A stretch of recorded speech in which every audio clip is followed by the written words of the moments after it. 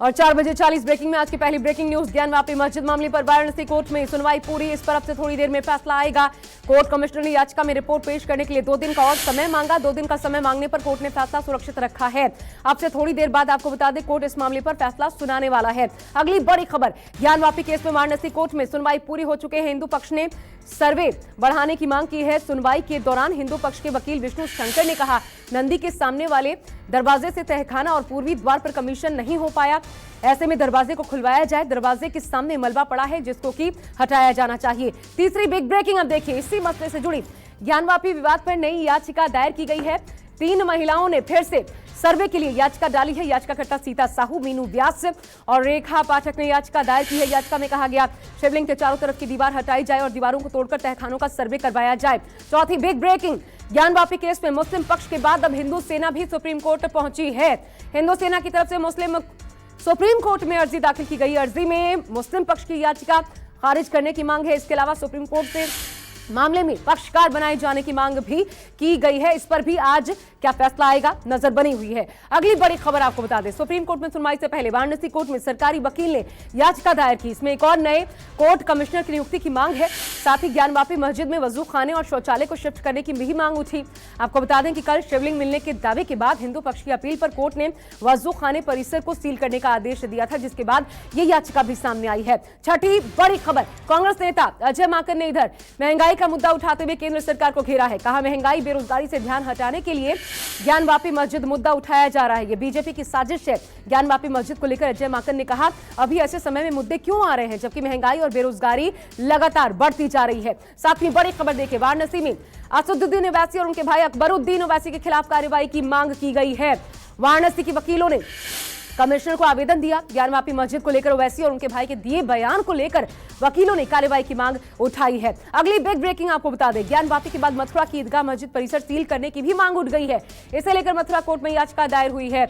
मस्जिद को सील करने की मांग उठी है हिंदू याचिकाकर्ताओं की ओर से। इसमें कहा गया है कि अगर परिसर को सील नहीं किया गया तो गर्भगृह और अन्य पुरातात्विक मंदिर के अवशेषों को क्षतिग्रस्त किया जा सकता है या फिर वो हटाए जा सकते हैं। नवी बिग ब्रेकिंग, दिल्ली के कुतुब मीनार परिसर में हिंदू देवताओं की पुनर्स्थापना की मांग को लेकर साकेत कोर्ट में सुनवाई टल गई है।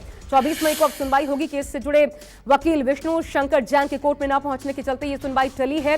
कुतुब मीनार परिसर में पूजा अर्चना का अधिकार मांगने वाली याचिका पर यह सुनवाई होनी थी। 10वीं बिग ब्रेकिंग, अमरनाथ यात्रा को लेकर गृह मंत्री अमित शाह ने हाई लेवल बैठक की। इस दौरान शाह ने जम्मू कश्मीर की सुरक्षा व्यवस्था की समीक्षा की। मीटिंग में गृह मंत्रालय ने अमरनाथ यात्रा को फुल प्रूफ सुरक्षा में करवाने का फैसला लिया। इस दौरान जम्मू कश्मीर के उपराज्यपाल मनोज सिन्हा, डीजीपी, केंद्र खुफिया एजेंसियां मौजूद रहे। मंत्रालय के कई वरिष्ठ अधिकारी भी थे। आपको बता दें 30 जून से शुरू हो रही है अमरनाथ यात्रा। 11वीं बड़ी खबर अब आजम खान से जुड़ी, जिनकी जमानत पर याचिका पर दरअसल आज सुप्रीम कोर्ट में सुनवाई हुई। सुप्रीम कोर्ट ने फैसला सुरक्षित रख लिया है। सुनवाई के दौरान यूपी सरकार ने कहा, आजम खान आदतन अपराधी हैं। सरकार ने कहा, खान का बयान दर्ज करने के दौरान जांच अधिकारी को धमकाया गया था। सरकार की तरफ से नियुक्त एएसजी ने आजम खान के जरिए अधिकारियों को दी गई धमकी कोर्ट रूम में पढ़ी भी।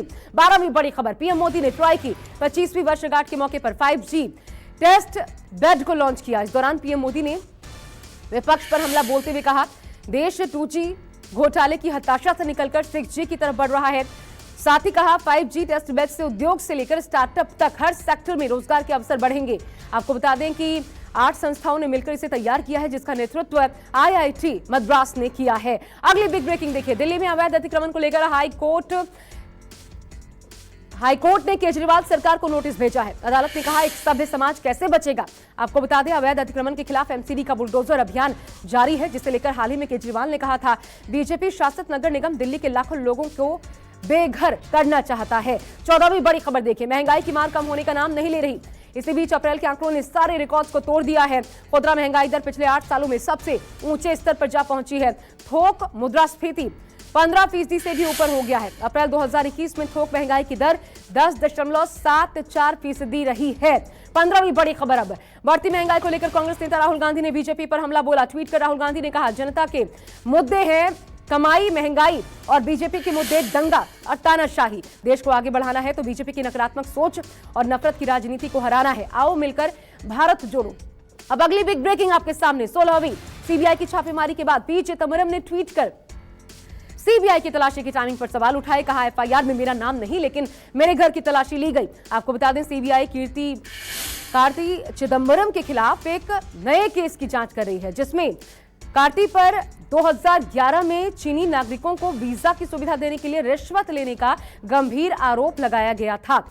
17वीं बड़ी खबर, वरिष्ठ नेता पी चिदंबरम के बेटे कार्ति चिदंबरम के 7 ठिकानों पर सीबीआई की रेड पड़ी है। सीबीआई ने चेन्नई, दिल्ली, मुंबई, पंजाब, कर्नाटक, ओडिशा में कार्ति से जुड़े ठिकानों की तलाशी ली। इसके साथ ही सीबीआई की टीम कार्ति और पी चिदंबरम के दिल्ली स्थित आधिकारिक आवास भी पहुंची। बताया जा रहा है कि कार्ति चिदंबरम ने चीन के 250 नागरिकों को वीजा दिलाने के नाम पर रिश्वत ली थी। 18वीं बड़ी खबर देखिए, समंदर में बढ़ी देश की ताकत। मुंबई के मझगांव डॉक यार्ड में 2 स्वदेशी युद्धपोत आज लॉन्च किए गए। रक्षा मंत्री राजनाथ सिंह ने भारतीय नौसेना के विध्वंसक युद्धपोत आईएनएस सूरत और युद्धपोत आईएनएस उदयगिरी का शुभारंभ किया। दोनों युद्धपोतों को भारतीय नौसेना के नेवल डिजाइन निदेशालय ने डिजाइन किया है। दोनों युद्धपोत आधुनिक सुविधाओं और खूबियों से बाकायदा लैस है। 19वीं बड़ी खबर पंजाब से, पंजाब के सीएम भगवंत मान ने बीजेपी पर हमला बोला। ट्वीट कर भगवंत मान ने कहा, बीजेपी की नफरत सबके सामने आ गई। कम उम्र में देश के लिए जान देकर इंकलाब की लौ जलाने वाले सरदार भगत सिंह को पढ़कर आज भी युवाओं में देशभक्ति की लहर दौड़ जाती है। देशभक्ति के इसी जज्बे से डर के मारे बीजेपी की रूह कांपती है। 20वीं बड़ी खबर, अब गेहूं के निर्यात पर लगे बैन पर सरकार ने कुछ ढील देने का ऐलान किया है। सरकार ने पाबंदी पर कुछ राहत देते हुए कहा कि जो गेहूं का कंसाइनमेंट 13 मई से पहले कस्टम के पास रजिस्टर्ड होगा उसको पाबंदी से छूट मिलेगी। 21वीं बड़ी खबर देखिए, जमैका दौरे पर पहुंचे राष्ट्रपति कोविंद ने जमैका के पीएम एंड्रयू होलनेस से मुलाकात की। दोनों के बीच निवेश, रेलवे, परिवहन और खेल के क्षेत्र में द्विपक्षीय सहयोग बढ़ाने पर चर्चा हुई। इस दौरान किंगस्टन में राष्ट्रपति ने जमैका भारत फ्रेंडशिप गार्डन का उद्घाटन किया। साथ ही होप बॉटनिकल गार्डन में चंदन का पौधा भी लगाया। अब अगली बड़ी खबर आपको बता दें, फारूक अब्दुल्ला विवादों में घिर गए हैं। फारूक अब्दुल्ला के द कश्मीर फाइल्स को लेकर दिए बयान के खिलाफ प्रदर्शन हुआ। जम्मू में कश्मीरी पंडितों ने फारूक अब्दुल्ला का विरोध किया। कश्मीरी पंडितों ने कहा, 1990 में जब कश्मीरी पंडितों का नरसंहार हो रहा था उस वक्त फारूक अब्दुल्ला कहां थे? फारूक अब्दुल्ला सिर्फ राजनीति कर रहे हैं। कश्मीरी पंडितों से उन्हें माफी मांगनी चाहिए। 23वीं बिग ब्रेकिंग, केंद्र सूचना एवं प्रसारण मंत्री अनुराग ठाकुर फ्रांस पहुंचे। भारतीय राजदूत जावेद अशरफ ने अनुराग ठाकुर का स्वागत किया। केंद्रीय मंत्री फ्रांस में प्रतिष्ठित कांस फिल्म महोत्सव में शामिल होंगे। मैजेस्टिक बीच पर मार्चे डू फिल्म के ओपनिंग नाइट समारोह में भी शिरकत करने वाले हैं। 24वीं बड़ी खबर, अब एमपी के नीमच में 2 समुदायों के बीच विवाद बढ़ गया है। धार्मिक स्थल को लेकर दोनों समुदायों के बीच जमकर पत्थरबाजी हुई। इसमें एक पुलिसकर्मी समेत कई लोग घायल। इतना ही नहीं, इस दौरान उपद्रवियों ने कई गाड़ियों और घरों को नुकसान पहुंचाया। इलाके में तनाव के चलते भारी पुलिस बल तैनात।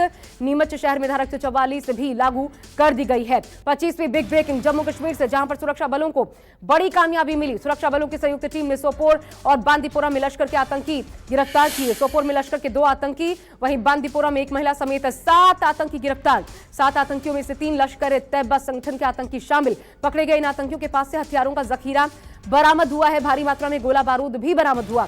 गुजरात एटीएस से जुड़ी अगली बिग ब्रेकिंग आपको बता दें, जिन्होंने 1993 में मुंबई सीरियल ब्लास्ट के 4 आरोपियों को गिरफ्तार किया।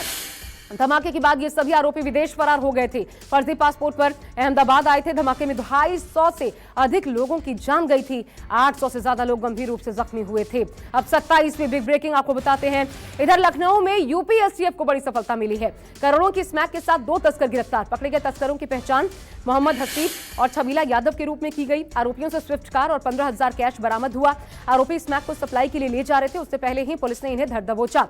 पुलिस ने जांच शुरू कर दी है। 28वीं बिग ब्रेकिंग असम से, जहां पर बारिश से हालात बिगड़ गए हैं। पानी के बहाव में पटरी से ट्रेनें पलट गईं। बारिश और भूस्खलन के कारण दीमा हसाऊ जिले का हाफ लोंग स्टेशन पूरी तरह से पानी में डूब गया। बाढ़ में डूबे स्टेशन का वीडियो सामने आया है। इस वीडियो में देखा जा सकता है कैसे बाढ़ के पानी के बहाव के कारण स्टेशन पर खड़ी ट्रेनें भी पटरी से पलट गईं। असम में लगातार हो रही बारिश से 20 जिले इसकी चपेट में है। करीब 2 लाख लोग अब तक प्रभावित हुए हैं। 29वीं बड़ी खबर उत्तराखंड से, यहां भी भारी बारिश ने केदारनाथ यात्रा में बाधा पैदा की है। बारिश और भूस्खलन के कारण यात्रा पर रोक है। गौरीकुंड के पास लैंडस्लाइड हुई, इसके चलते यात्रा रोक दी गई। 4 धाम यात्रा में अब तक 41 श्रद्धालुओं ने अपनी जान गंवा दी है। सबसे ज्यादा मौत केदारनाथ यात्रा के दौरान हुई। केदारनाथ में 15 यात्रियों की मौत हो चुकी है। यमुनोत्री में 14, बद्रीनाथ में 8, गंगोत्री में 4 श्रद्धालुओं की मौत की खबर है। 30वीं बिग ब्रेकिंग, अब देखिए, दिल्ली एनसीआर में मौसम का मिजाज बदल गया है। मौसम विभाग ने तेज हवाएं चलने के साथ आंधी आने का अनुमान लगाया है। यूपी में हल्की बारिश के भी आसार हैं। मौसम विभाग ने राजस्थान में आंधी के साथ बारिश का अनुमान जताया है। इधर शिमला समेत कई क्षेत्रों में तेज बारिश के साथ ओले भी गिरे हैं। 31वीं बड़ी खबर, दिल्ली के गोविंदपुरी के गुरु रविदास मार्ग पर क्लस्टर बस में भीषण आग लग गई। देखते ही देखते आग ने पूरी बस को अपनी चपेट में ले लिया। बस में आग लगते ही चालक ने सभी यात्रियों को सुरक्षित नीचे उतारा। सूचना मिलते ही दमकल की 2 गाड़ियां मौके पर पहुंची। आग बुझाने की कोशिशें शुरू हो गई। हालांकि आग लगने के कारणों का पता नहीं चल पाया। किसी के हताहत होने की खबर नहीं है। 32वीं बड़ी खबर, राजौरी जिले के झलास के जंगल में भीषण आग लग गई। दूर दूर तक आग की लपटें देखी गई। तेज हवा के कारण आग तेजी से फैल रही है।